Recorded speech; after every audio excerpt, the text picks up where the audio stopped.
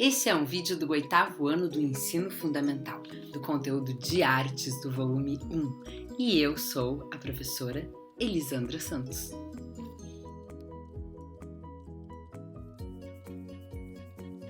Olá, tudo bem? Então vamos dar início a mais um vídeo. E hoje nós vamos falar de uma arte que existe no mundo há muito tempo, chamada teatro. Você sabe desde quando o teatro surgiu na humanidade? Conta-se a história que o teatro nasceu há 5.000 anos antes de Cristo. Sim, mas nós não vamos falar desse período não. A gente vai falar de outras coisas que têm a ver com o teatro. Como, por exemplo, você costuma ir ao teatro? Costuma assistir peças? Já viu alguma? Tem vontade? Você acha que o público é extremamente importante para a formação do espetáculo de teatro? E você sabe quantos profissionais precisam para se construir uma peça? Vamos saber um pouquinho mais sobre essas coisas agora? Então, começando sobre os profissionais que precisam para se formar uma peça de teatro. Bom, qual seria a primeira pessoa que você acha que se precisa para uma peça? Sem ela, a peça não acontece. Seria o ator e a atriz, que é quem vai interpretar o personagem. Mas para o ator e a atriz poderem interpretar o personagem, é preciso uma série de profissionais por trás dele. Por exemplo, tem quem escreva o texto, que nós chamamos de dramaturgo ou dramaturga, que é quem escreve o roteiro de teatro. Precisa do diretor, ou às vezes chamado também de encenador, que é quem vai dirigir o espetáculo. Mas também precisa de um cenógrafo, que é quem vai fazer o cenário, um iluminador, que vai construir a iluminação da peça, um sonoplasta, que fará as músicas da peça, certo? E também o maquiador, o figurinista, o aderecista. Você sabe o que é um aderecista? Então vamos lá. Adereço é tudo que o ator usa para compor o seu personagem que não é a roupa. Por exemplo, uma bengala, um chapéu, um óculos. Ou o adereço também pertence ao cenário. Por exemplo, eu tenho um cenário com uma sala, certo? Mas eu preciso de um porta-retrato, eu preciso de uma xícara, porque numa cena vai se tomar chá. Então, o aderecista faz e cuida de separar esses objetos para a cena, certo? Então, veja só, nós já temos muitas pessoas envolvidas no espetáculo de teatro. O que significa a figura do ator e da atriz? O ator e a atriz, eles são os responsáveis por dar vida às palavras, por dar vida àquela história em que o dramaturgo escreveu. Ele vai pensar no seu personagem de 3 maneiras. De uma maneira física, como é o físico desse personagem, suas características externas, como é a voz do personagem, que seriam as características vocais, e as características psicológicas, que são os seus sentimentos, as suas qualidades, os seus defeitos, as suas motivações. E tudo isso que eu tô falando para vocês vem com base de um estudioso do teatro chamado Konstantin Stanislavski.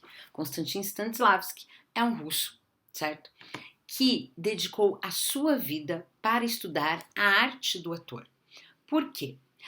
Antigamente se fazia um teatro muito dramático, né? Que era aquela coisa que vocês já devem ter escutado do ser ou não ser, eis a questão, exagerado, forte, o que dava muitas vezes o tom de artificial. Não era natural assistir aquilo não se assemelharia com a vida, as pessoas não eram assim na vida. Ou você encontra alguém que entra e diz assim, por favor, me dê um café? Não, você encontra alguém que chega e entra e fala, por favor, me dê um café. Ou, por favor, me dê um café logo, certo? Mas não alguém assim, o que no teatro é chamado de canastrão, quando a gente faz esse exagero de chegar e sofrer. Isso é um canastrão. Mas Konstantin Stanislavski fez o quê? Estudou a arte do ator e criou técnicas e criou mecanismos para que o ator soubesse interpretar natural. E essa interpretação é chamada de naturalista. Por que naturalista? Porque é para se parecer com a realidade de uma maneira natural e não forçada. É para parecer que você realmente está vendo alguém pelo buraco da fechadura. Você sabe que, obviamente, naquela época não tinha Big Brother, certo? Não existia Big Brother na época do Konstantin Stanislavski. Porém, a ideia do teatro era meio que um Big Brother, no sentido de, quando você vê o Big Brother, você está na sua casa, olhando pessoas se comportando de maneira natural em outro lugar, correto? Elas não estão interpretando aquilo que elas estão ali, elas estão sendo elas mesmas. No teatro, a ideia era a mesma. É ir ao teatro e assistir pessoas passando por um determinado momento da vida. Mas diferente do Big Brother, essas pessoas não estavam vivendo os seus momentos de vida, elas estavam interpretando e dando vida a um texto, sendo uma outra pessoa. Mas elas tinham que parecer naturais, como se fossem elas. E foi Konstantin Stanislavski que foi a primeira pessoa a desenvolver métodos e estudar e pensar em como fazer o ator se comportar de uma maneira naturalmente sendo outra pessoa. E ele criou muitas palavrinhas e nós vamos ver 3 conceitozinhos que estão lá no livro que o Stanislavski criou. Vamos lá? Circunstâncias prévias. Análise do que ocorreu antes de o personagem entrar em cena.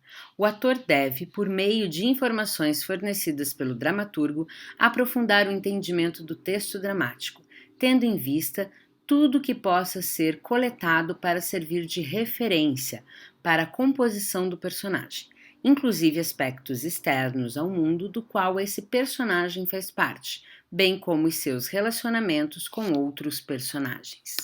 As circunstâncias prévias nos dizem o que aconteceu antes daquela cena, porque a peça de teatro é um momento, é um recorte da história de vida de uma pessoa. Vamos imaginar aí com você?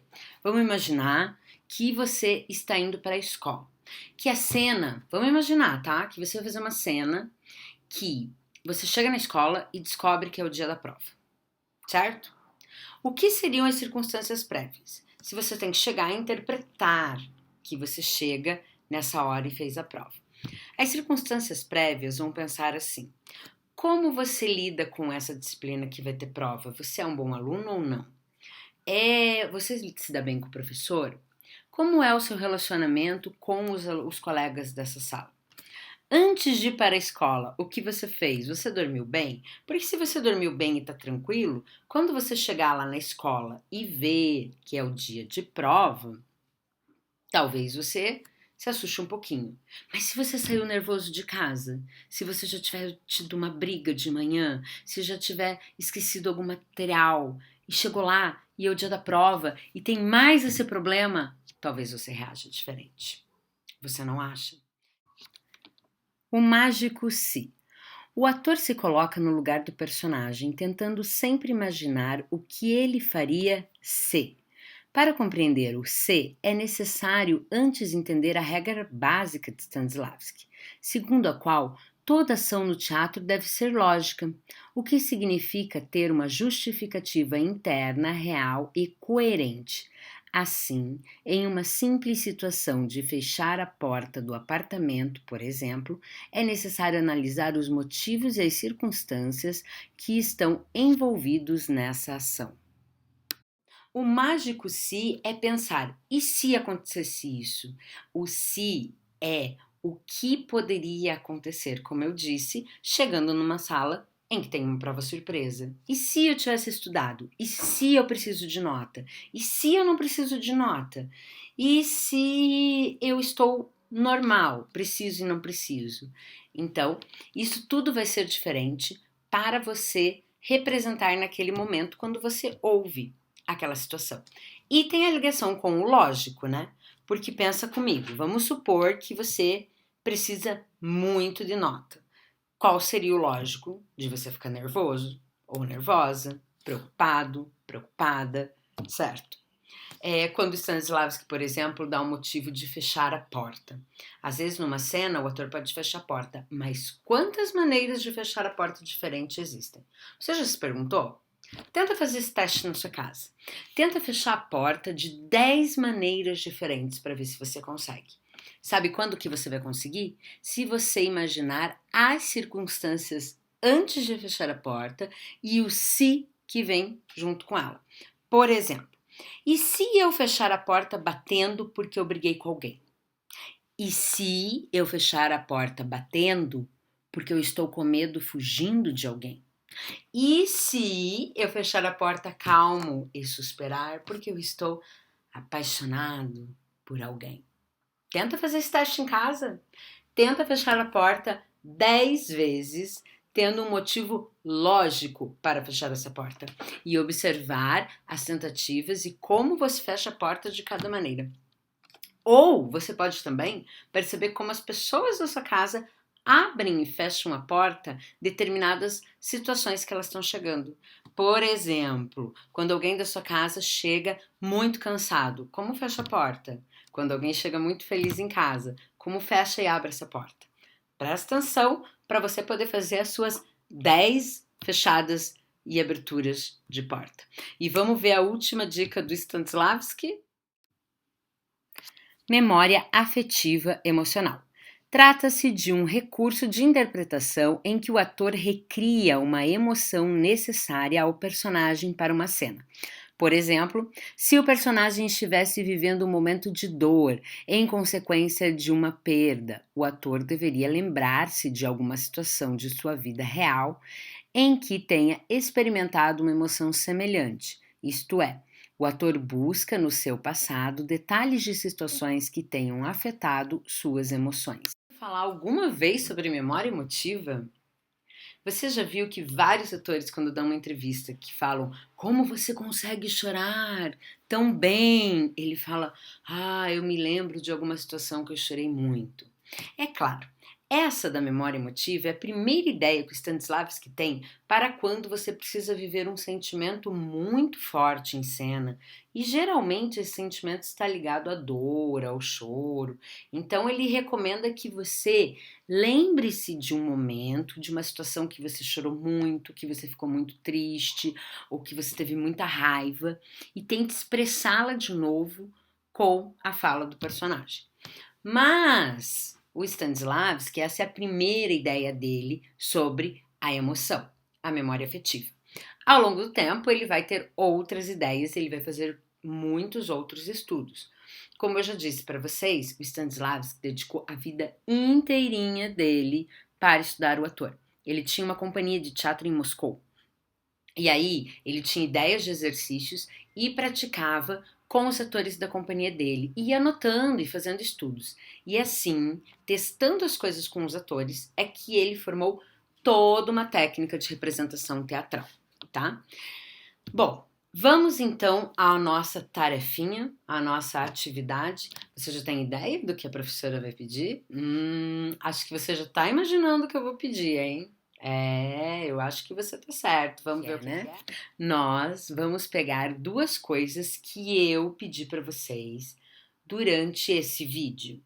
Uma delas é imaginar que você chegou na escola e tem uma prova e você não sabia da prova. Aí você vai imaginar um personagem a partir dessa situação. Você vai imaginar quem é esse aluno, como ele chegou na escola, o que aconteceu antes dele chegar na escola e como ele vive essa situação. E aí você vai descrever para mim quem é essa pessoa, como ela é fisicamente, como ela é vocalmente, como é que ela fala e como que ela é psicologicamente, suas qualidades, seus defeitos. E a quarta coisa, como ela se comporta nessa situação, certo? E você pode imaginar que quando esse personagem entra na sala e descobre a prova, ele precisa fazer o quê? Abrir a porta, descobrir a prova e fechar a porta para poder sentar e fazer a prova. Então a gente vai pensar em tudo isso, correto? Então, trabalhe aí, divirta-se e prepare uma ótima história, despertando o ator que está dentro de você, certo? Um beijo!